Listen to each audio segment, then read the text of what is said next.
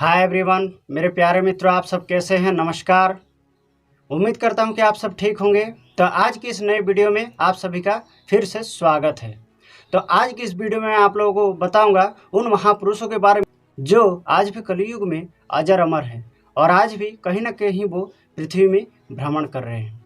तो मैं आपका ज़्यादा समय न लेते हुए वीडियो को शुरू करता हूँ। और वीडियो को शुरू करने से पहले मैं आप लोगों को ऐसे एक विनती करता हूँ, अगर आप हमारे चैनल पर नए हैं, पहली बार आए हैं, तो प्लीज़ चैनल को सब्सक्राइब करके बेल आइकन को प्रेस करके ऑल कर दें, ताकि इसी तरह के वीडियो का नोटिफिकेशन आपको सबसे पहले मिल जाए। और एक बात कि वीडियो को पूरा देखने के बाद वीडियो को लाइक जरूर करें और वीडियो को लाइक करके चैनल को सब्सक्राइब करें, क्योंकि आपका एक लाइक से हमारे हौसले बढ़ते हैं। इसीलिए प्लीज़ लाइक करना ना भूलें, वीडियो को लाइक जरूर करें। और मेरे बातों से किसी प्रकार का अगर आप लोगों को ठेस पहुंचा हो या किसी प्रकार की बात, अगर कोई भी बात अगर आप लोगों को दिल में लगा हो या बुरा लगा हो, तो प्लीज़ अपना जान के छोटा समझ के माफ़ कीजिएगा। ज़्यादा समय को ना गवाते हुए वीडियो में आगे बढ़ते हैं और वीडियो को शुरू करते हैं। तो मेरे प्यारे मित्रों, सबसे पहले मैं आप लोगों को बताना चाहता हूँ राजा बलि के बारे में। जब सतयुग में भगवान श्री विष्णु नारायण ने ब्राह्मण अवतार लिए थे, वामन अवतार लेकर बलि राजा को उनके गलत रास्ते पे चले जाने के बाद उन्हें सही रास्ते दिखाने के लिए ये अवतार लिए थे। बात उस समय की है जब देवलोक में, स्वर्गलोक में राजा बलि ने आक्रमण करके, चढ़ाई करके और पूरा स्वर्ग को अपना गुलाम बना लिए और देवताओं को सताने लगे, परेशान करने लगे। तब उनको सही रास्ते में लाने के लिए भगवान विष्णु जी वामन अवतार लिए। ये बलि राजा वही है जो भगवान विष्णु जी के, नारायण के भक्त प्रहलाद जी के पुत्र हैं। और प्रहलाद के पुत्र हैं विरोचन, और विरोचन के पुत्र हैं बलि राजा। पुत्र यानी कि नाती। तो भक्त प्रहलाद के पुत्र हैं राजा बलि। तो भगवान विष्णु जी आए और उनसे 3 पद भूमि मांगे, और 3 पद भूमि में स्वर्गलोक और पूरा पृथ्वी पाताल लोक 2 पद में नाप लिए। तीसरे पद उनके सर पे रख दिए जगह ना रहने पर, और उन्हें पाताल में रख दिए हमेशा के लिए। और वो आज भी जीवित है और स्वस्थ हैं और आज भी पाताल में वास कर रहे हैं। अब बढ़ते हैं दूसरे नंबर में। दूसरे नंबर में आते हैं कृपाचार्य। ये कृपाचार्य वही हैं जिनका उल्लेख हमें महाभारत में मिलते हैं।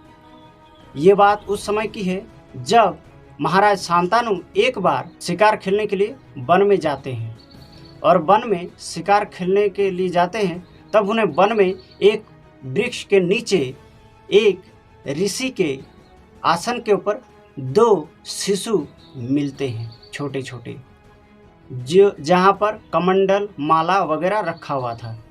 तब उन्हें पता चल गया ये किसी न किसी ऋषि की कृपा है।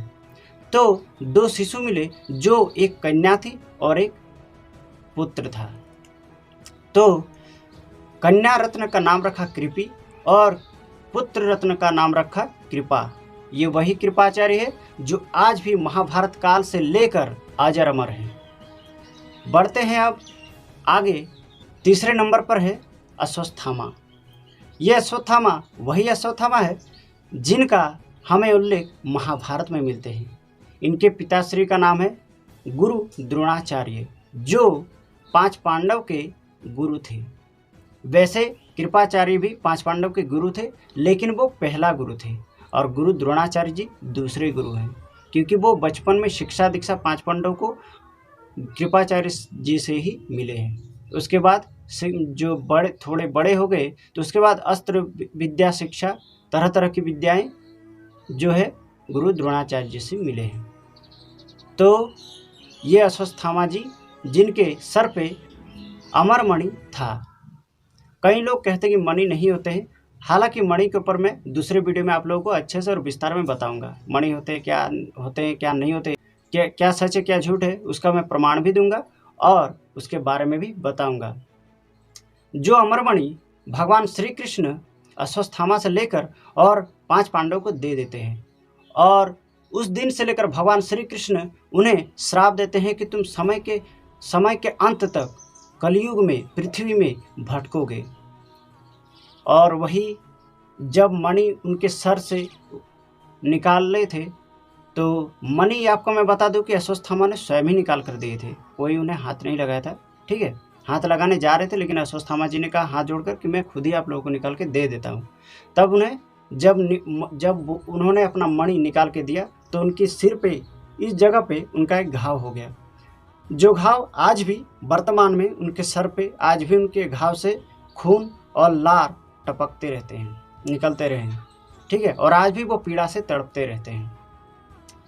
तो मध्य प्रदेश में तथा कुरुक्षेत्र में दिखाए जाने की बात अक्सर सामने आती रहती है कि अश्वत्थामा यहाँ दिखे वहाँ दिखे। ठीक है, अब मैं आगे बढ़ता हूँ। चौथे नंबर ऋषि व्यासदेव। ये ऋषि व्यासदेव वही है जिन्होंने महाभारत को शब्दों के रूप में एक धागे में पिरोकर हमारे विश्व भारत में एक अमूल्य रत्न धन, महाभारत के रूप में, महाग्रंथ के रूप में, महाकाव्य के रूप में हमें मतलब कृपा किया है, जिसका ऋण हम लोग कभी चुका नहीं सकते। वही वेद व्यास जी को सत सत नमन, जो आज भी अमर है। ये ऋषि व्यासदेव के पिताजी का नाम है, इनके पिताजी का नाम है पराशर मुनि तथा माता सत्यवती। और ये वही सत्यवती है जिनका विवाह बाद में शांतनु जी से हुआ। इनके विवाह के बाद 2 पुत्र हुए। पहला पुत्र था चित्रांगद, जो युद्ध में मारा गया, और दूसरे पुत्र का नाम था विचित्रवीर्य, जो विवाह के उपरांत मर गए। 5वें नंबर पर आते हैं विभीषण। ये वही विभीषण है जिनका उल्लेख हमें रामायण में मिलते हैं। ये पौलस्त ऋषि के पुत्र हैं और विश्रवा ऋषि के पुत्र हैं तथा रावण के अनुज हैं। कनिष्ठ भ्राता यानी कि विश्रवा मुनि के कनिष्ठ पुत्र अनुज, रावण का अनुज है, रावण के अनुज है विभीषण, जो आज भी अजर और अमर हैं। इनको भी अमरता का वरदान ब्रह्मा जी से मिला है और यह आज भी लंका में विराजमान है गुप्त रूप से। तो ये भी आज भटक रहे हैं। अब 6ठे नंबर पर आते हैं पवन पुत्र हनुमान जी, जिनका नाम लेने मात्र से सब डर दूर हो जाते हैं। संकट कटे मिटे सब पीरा, जो सुमिरे हनुमत बलबीरा। भूत पिशाच निकट नहीं आवे, महावीर जब नाम सुनावे। नासे रोग हरे सब पीरा, जो सुमिरे हनुमत बलबीरा। जय जय जय हनुमान गुसाई, कृपा करो गुरुदेव की नाई। सब पर कृपा करे पवन पुत्र हनुमान जी, यही मैं प्रार्थना करता हूँ हनुमान जी से। तो ये हनुमान जी वही हनुमान जी हैं जिनका उल्लेख हमें रामायण में मिलते हैं और जिनके पिताजी का नाम है केसरी, जिनके कुल मिलाकर 3 गो पिता हैं। इनके जन्मदाता पिता तीनों माने जाते हैं। जैसे पहला अवतार जो भगवान शंकर जी के हैं, इसीलिए शंकर भी इनके पिता कहलाते हैं। दूसरे पवन देव, जिनकी कृपा से इनका जन्म हुआ है, इसीलिए हनुमान जी को पवन पुत्र भी कहते हैं। तीसरा जो इनके जन्मदाता पिता माने जाते हैं, जो इनके माता जी के पति माने जाते हैं और जिनसे इनके माता का विवाह हुआ है, वो है केसरी महाराज, जिनका नाम महाराज केसरी है।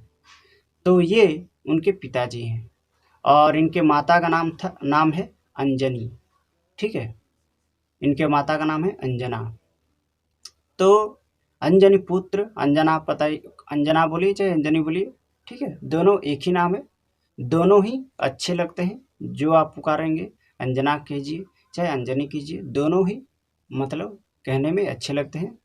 तो हनुमान जी इनके पुत्र हैं और हनुमान जी द्वापर युग में भी आए। फिर त्रेता युग में तो इन्होंने अपनी भूमिका निभाई राम जी की अतुलनीय सेवा करके। इनके आगे राम भक्त कोई हो ही नहीं सकता और ना ही होगा। तो ये क्योंकि राम जी ने भक्त शिरोमणि कहते हैं, माता भगवती सीता जी भी इन्हें भक्त शिरोमणि कहते हैं। भक्त शिरोमणि में गिनती होते हैं हनुमान जी का। और यही हनुमान जी अपना उल्लेख महाभारत में भी देते हैं। महाभारत में भी इनका अपूर्ण एकदम सबसे बड़ा योगदान रहा। महाभारत में भी इनका सबसे बड़ा योगदान रहा हनुमान जी का।